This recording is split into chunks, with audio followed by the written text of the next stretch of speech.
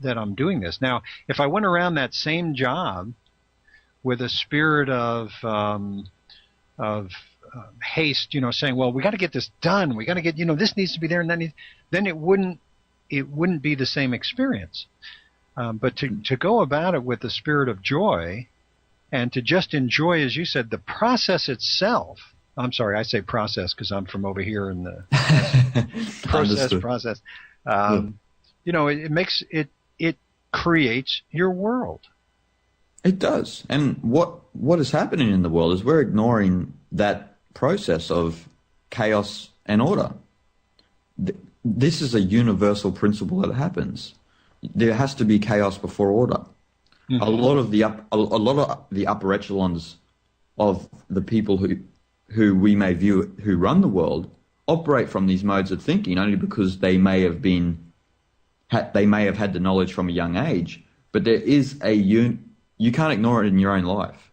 You have a bit of chaos, and then there's instantly order. It's within everything, and so it is to enjoy the chaos, and then still enjoy the order, but just enjoy the whole process of it all coming together. Yeah, exactly. And what's interesting is there's usually a point in somebody's life where everything we're talking about kind of rings a bell. Might be a loud gong or it might be a little tinkle, but at some point. And in your book, you have a chapter, in fact, chapter 2, called The Moment. And maybe you could elaborate on that a bit. Okay, that's a good way of putting it, a loud gong to kind of to wake you out of maybe your slumber. Yeah, The Moment. It was actually the first chapter I wrote of the book. It wasn't the first chapter, but it became the second. It was actually how I was going to begin the book, but I began it with the choice. The Moment, it's a beautiful thing. It's in that chapter, it's kind of me describing what it was for myself, but also how it is for a lot of people. When you realize that you are not just your beliefs, you are not the mode of thinking that you thought you were, you are not Christian, you are not American, you are not even male. These are all false assumptions that we believe we are. As consciousness, we cannot be any of those. They're just layers on the top of consciousness. So in the moment, it's the realization, it's asking the questions, am I these belief systems that have been thrust upon us? Because there is a structure of belief which is built into this world. And I'm not saying that it's built there for either good or bad, but when you see it for what it is, usually you don't operate from those modes of thinking no more.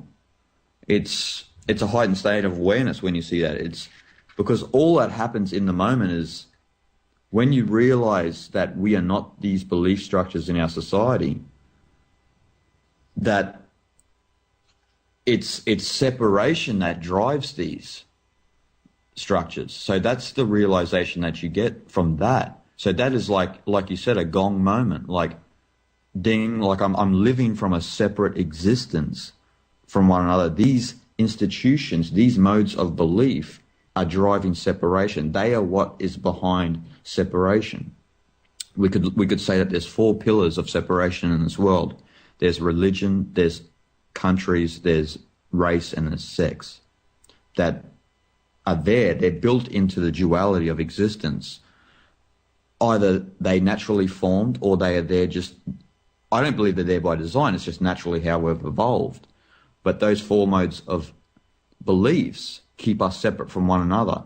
But when they're peeled apart in the moment, then you see the deeper essence of the truth, that what is within you is within me. And you can't ignore that when you feel that and when you intuitively understand what happens in that moment. Mm-hmm. Yeah, and it's a beautiful moment. I don't know what your experience is. Actually, I'd love to hear your comments on it. But for me, the moment sometimes has to happen more than once in a person's experience. Like they get it and then they say, nah, that's not right, because there's such a draw to the old paradigm that sucks you back in, especially if the people around you haven't had that moment. And then it has a way of coming back again, though, and the next time it rings a little louder. Yeah, it's kind of good at it needs to ring louder. That's kind of when the ego side of our nature comes in, because it's to go back to those modes of belief that have kept us in that safe haven for so long. When you break those walls of illusion down, there is an instant fear, because it's not Larry Pearlman, the finite existence. It's Larry Pearlman, the infinite. Well, not even Larry Pearlman, it's just the infinite. So in that moment when you break those walls of illusion down, instantly the psyche's, the way the mind works, wants to go back to the old way of being. And yeah, I've seen it around with my friends, and I've seen it within myself. Obviously, like what you said, is really good. You have the moment sometimes 1,000 times, but you cannot ignore what that represents, that moment. And I don't know if it's this life or the next life, but you will feel what that moment is, and you will realize more of the deeper essence of who you are. Yeah, I would like to go back and talk a little bit about these 4 pillars of separation that you mentioned, and how one relates to those areas: religion, country, race, sex. Obviously, they don't go away after the moment. They're still there. So I'd like to talk about that. But believe it or not, we've raced ourselves around to the next break. So we're going to take a break right now. When we come back, we'll talk a little bit more about that with our guest, Jason Gregory.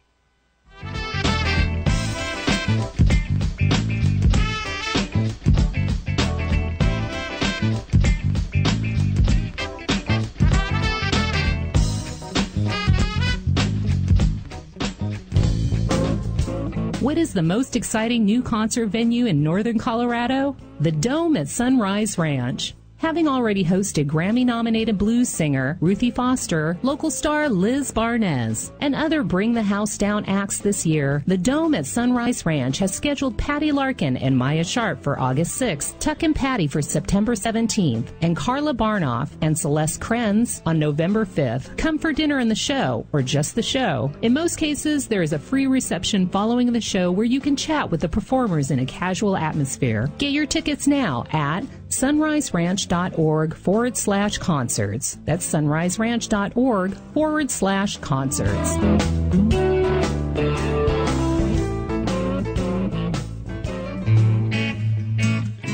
Could the same principles that guide a spiritual life actually be the same principles that lead to a successful sales career?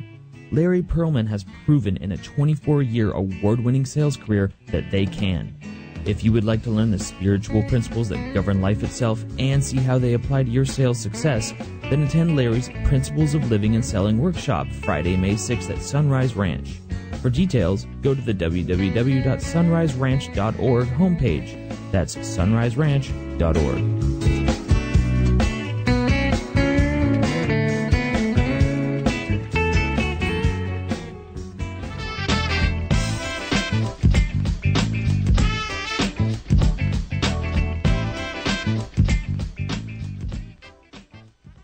Welcome back. Once again, this is Larry Pearlman, in case you were expecting somebody else. I'm your host here. My guest is Jason Gregory, author of Way of the Weirdo. And before I tell you what we're talking about, I will invite you to call in. Hey, this is the last time I'm going to invite you today. So, you got to take advantage of this to come in here and join our wonderful conversation. And the number is 1-877-230-3062.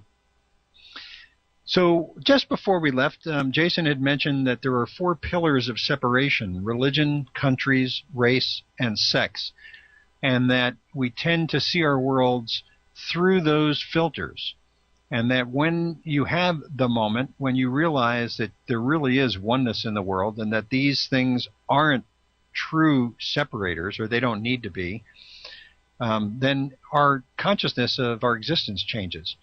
And what I would like to ask you, Jason, is when that moment comes, your country doesn't change, your race doesn't change, your sex doesn't change, and, well, I guess your religion could change. So how does one then relate to those issues, particularly with ones who are close to you already, your friends and family who are steeped in those things, but in a new consciousness? Well, for myself on a personal level, I don't operate from those modes of thinking no more. I don't feel that I'm Australian. I don't feel that I'm whatever. I never used to believe in religion. So I suppose people would call me an atheist in the old paradigm. And I don't operate. I suppose the only one that I'm bound to is I see I'm a male in the mirror. Mm-hmm. But as I relate to my family and my friends around me, look, if they are in that state, I don't push whatever I have realized onto them. They need to realize it themselves. I just like to observe how they act and how they be around me. They know my energy. They feel my energy, that I don't come from that place. I don't get caught up in the whole semantics of what governmental party is going to win or win an election, because I don't come from that place. I don't resonate with that I am Australian. I don't feel that I'm there. Mm-hmm. As in, these modes of thinking, these modes of belief are there not designed, but they have developed to separate us. It's how we have evolved in the universe to show the diversity, but we have built these institutions and beliefs around it where we operate from. Mm-hmm. So everything in our world, when you nut everything down, I know I've spoken to a lot of researchers in the world about this, and they still try to bring up other points. But when you get down to the nuts and bolts of why we have wars, why we have famine, why there is conflict between religions, is separation. That's the seed. You can't go past that. It's separation. It's the belief that you are those institutions, those modes of belief that separate, that fragment humanity, fragment the unison that we truly are. That's what happens. It's separation. You can't. A lot of people say to me, "Yeah, but what about the Democrats and this and that? They've done this," and it's like, yeah, but they're still seeing themselves as separate from the Republicans, maybe. Mm-hmm, mm-hmm. This is what it is, and when you are in this consciousness, actually, the best thing that I do is what I've learned, is what I do when I'm around my friends and family who operate from this mode of thinking, is just observe, is just breathe, just be around them. And that energy is much more powerful than saying, you shouldn't be, you shouldn't be religious, or you shouldn't be saying you're from this country. Mm-hmm. Because I've learnt that the hard way. I used to go around, like many years ago, go around and try and beat people with a stick, like, you shouldn't do this, you shouldn't do that. And, who am I to judge? I've only discovered this for myself, and it's only you that are supposed to discover it. It's not everybody else's truth at that one moment. You only have your one moment. It's not everybody else's moment. They're going to have their time. That's for sure. That can't be denied. But when you have your moment, don't try and push that onto other people. Just let them be. But understand where they're coming from. They're only coming from a place of separation. That's all it is. Mm-hmm. And if you can try and, sow a good word here and there, then do so. But do it out of love and not out of fear. Yeah, good advice. I also find that, for me anyway, and maybe I have further to evolve, but I love the fact of oneness. And within oneness, I also see diversity. And it's lovely to see diversity. Like if you were to walk out, like I love daisies, they're beautiful.